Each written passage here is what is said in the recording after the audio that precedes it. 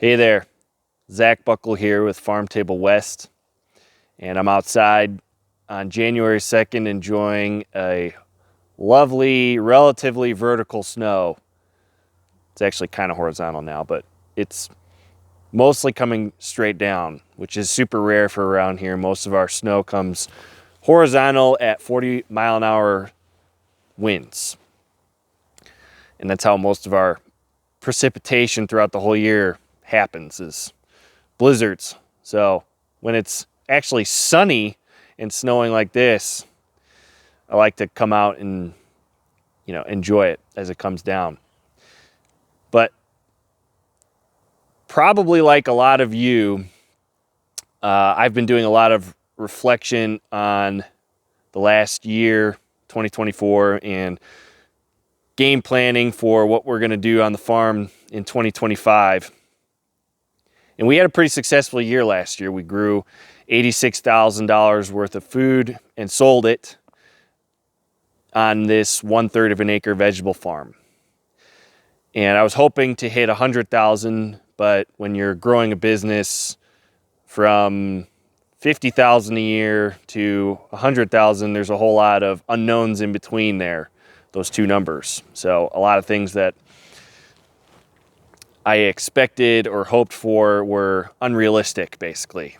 And I'm still very much in the learning process of becoming a good grower of food and farmer and whatever. Because I only started growing food in 2020, so this is only my 4th growing season for real. I learned by taking the Never Sink Farm course, basically, and had a little bit of experience at a vegetable farm before that, but I didn't really learn much about the actual growing process until I started doing it. And even in 2020, we basically didn't really grow much food. We grew some, but the deer ate about half of it because I didn't even have a deer fence around here. So I'm still really new at growing. And even though we had a pretty successful year, that 86,000 number, which I'm excited about, and I want to be clear, we sold $86,000. That's not just production, that is sales. Because we actually have quite a bit more in the ground still in our greenhouses. But that's a whole nother story. We're going to have another video about that probably this Sunday. Full details on the sales and everything. But there's a whole lot of failures that happened in the process of getting to that $86,000 number that I want to share with you. If you had those failures in your garden, homestead, or farm, just so you know you're not alone. So what we had happen this year was we lost 30 tomato plants to bacterial wilt disease, which is a big setback. Those tomato plants are worth like $100 a piece for us, at least, depending on how much food they produce. The seeds are very expensive. There's a lot of blood, sweat, and tears that go into those plants. We lost 1,000 lettuce heads to powdery mildew. We lost about half a bed of bok choy to aphids. We lost a couple of beds to grass growing underneath our greenhouses. All things that I wanted to control and do my best at navigating and avoiding, but at the end of the day, those kinds of things happen. Crop failure in general. When you're trying to get better at something or build a business, get good at a skill, you're going to come across failure. And the first couple times I came across failure, back 2020, 2021, let's just say the deer eating all my stuff, it was a pretty big wake-up call that I need to get a lot more serious about deer fence. But it's pretty rough the first couple times you go through something like that, especially if you don't have anybody to talk to. And I think part of the reason I want to make this video is just to share some of mine. So if you went through any of it, you know you're not alone. And a good attitude to deal with this kind of stuff in the future too, because a way to look at those kinds of problems and headaches and setbacks is that it is all learning. It doesn't mean you're a bad grower if grass comes underneath your beds and ruins it, or aphids come, or something like that happens. It doesn't mean you're a bad grower. And I used to think that a lot. I thought I was a failure, right? And you want to avoid all that stuff. Don't get me wrong. It's not like you want grass to come in and aphids to come in. You don't want these things to happen. You want to try and avoid them. You want to try and figure out how to not let that happen again in the future, which is the learning part. So if it's only a real failure if you just let it happen again and again and again, you don't learn from it. You got to try and solve that so it doesn't happen again. But in that process, that's the one step closer you get to being the grower you want to be, or just the person you want to be.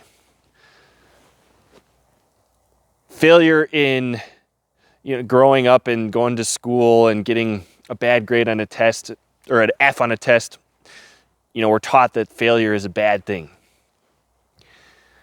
And it can be a bad thing, but I don't think it is. It's a learning process. And the more people you can share that experience with and relate to, I think it helps you get through it and hopefully avoid it in the future. But it's a part of life, Failure it's not a bad thing.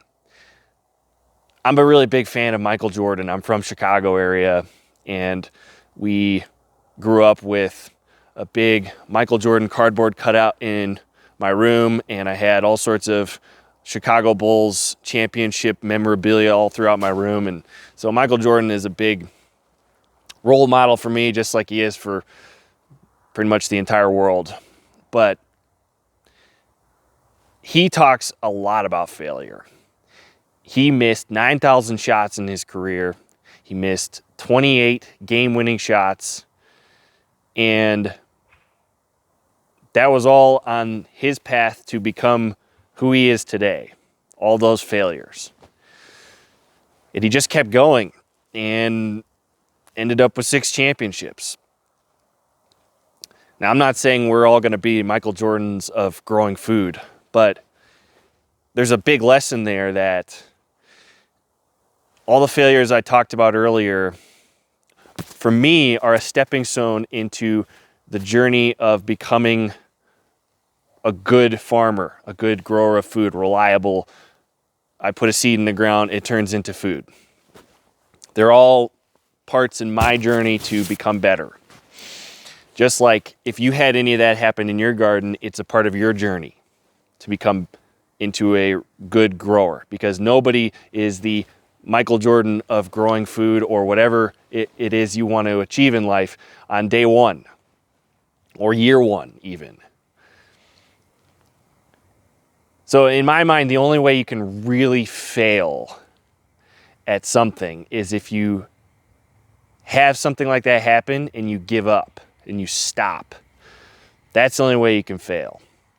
And I'll be honest, when I lose 1,000 heads of lettuce, or a water pipe starts leaking underground and I got to dig a 6-foot hole to fix it, or the plastic starts tearing a hole in itself because of the wind, there's lots of times where I feel like quitting. There's been about 10 major headaches that I've had since starting this farm that are massively soul crushing. Honestly, a lot worse than the ones I've already talked about in this video. But if I gave up, I'm already at the point where there's no turning back for me. But if I had given up, all this stuff, all these greenhouses and all this infrastructure and stuff would just be sitting there doing nothing, and that'd be even more depressing. And I wouldn't have been able to share this nutrient-dense food with people in my community and stuff, and hopefully help teach people how to grow in their backyard. And I hope if you're watching any of my videos or if you've seen my channel before that you're interested in growing food and you want to do it for whether you just want to put food on the table for your family or you want to grow some for your neighbors or you want to actually do a farm like me. I hope that if you come across failures like that, that you don't just give up, because that's the ultimate loss. And I think a lot of gardeners, they have a big weed jungle in July and it just kills their motivation and they don't want to grow anymore in the years to come. And obviously growing a garden for yourself is a lot less pressure than what I'm doing, you know, so it's a little different context. You know, it's not like your life is going to end if you stop growing a garden in your backyard, but I'm really passionate about motivating people to do it and just continue when they have those kinds of things happen, because it is soul crushing. And so that's why I want to share some of my setbacks this year with you and just know that you're not alone. And the only way you can really fail is if you stop. So just remember, if you have a complete crop failure and something really depressing happens to you in your garden, homestead, or farm next year, or if it did last year, don't give up. You know, keep growing. There's a lot of value that you could bring to yourself and your community by continuing to grow. And those kinds of failures were going to happen less and less the more you overcome them. And you grow as a grower, pun intended. And, you know, if you have to swear and be mad for a couple days or sad or, you know, whatever you need to feel to get through it, you got to do that. I mean, when I lose stuff like that, when I have tomatoes that I've grown from seed in March all the way to this height in a greenhouse, and then I see them start to wilt, which I know means they have a disease and the whole plant's going to die. I'm not like, oh, thank you, God, for this lesson. This is the greatest thing that's ever happened to me. I will learn from this and my life's going to get better now. I'm not like that when it happens. I'm pissed off. I do something like this, you know, my head's in my hands. It's soul crushing. So I'm very human. I'm not like a Zen Buddhist monk when that kind of stuff happens at all. But I've gone through enough of them now to know that those things are happening less and less for me because I'm getting better at navigating them and learning how to improve my soil so that happens less, and do research on how to deal with it and stuff like that. So the more and more you overcome these kinds of failures, your muscle to overcome challenges becomes stronger. And mine's getting better. I got a long way to go. I'm still new, like I said. But if you keep just continuing and have the attitude that I'm going to figure out how to overcome this failure no matter what, you'd be amazed at what you can navigate, what kind of challenges you can navigate. And I've kind of grown that muscle over the last couple of years, and I'm hoping that next year when I have setbacks like this on my farm, because I'm going to, I could already predict a couple of them. One of them is bindweed, one of them is voles. I have a huge vole problem right now. They've eaten at least 50 pounds of carrots. And I don't really have a solution to that yet. I don't have a solution to bindweed. I don't have a solution to voles.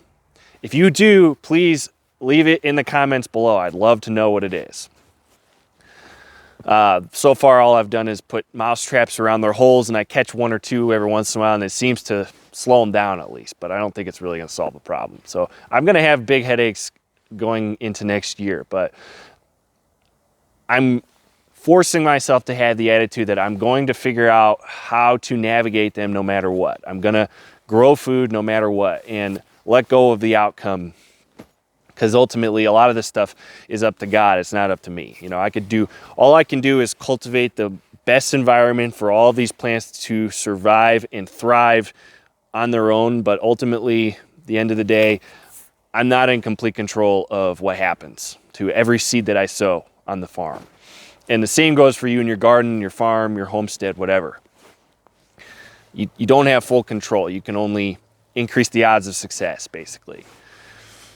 So if you have the attitude that you're going to overcome whatever challenges arise to the best of your ability, and have the attitude that you don't have full control, and that's okay, you'd be amazed at what you can overcome. So the only way you can fail is if you give up and stop growing. So I hope that me sharing some of this with you inspires you to continue growing next year if you had a really rough year, or next year if you go through aphids, voles, bacterial wilt, grass, any of those problems next year, just know that you're not the only one that's gone through it.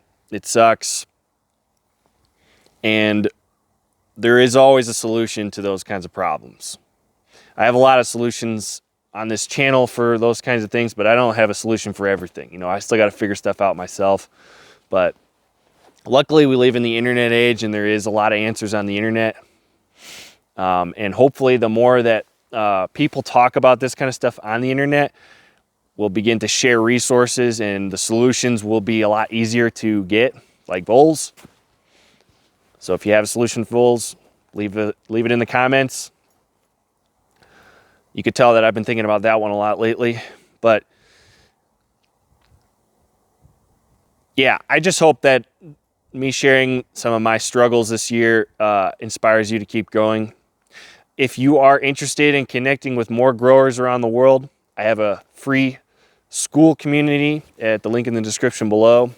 We've already got people from the Philippines, Germany, all over the US on there talking about these kinds of experiences and sharing resources, sharing photos of their gardens in places like Israel, stuff like that.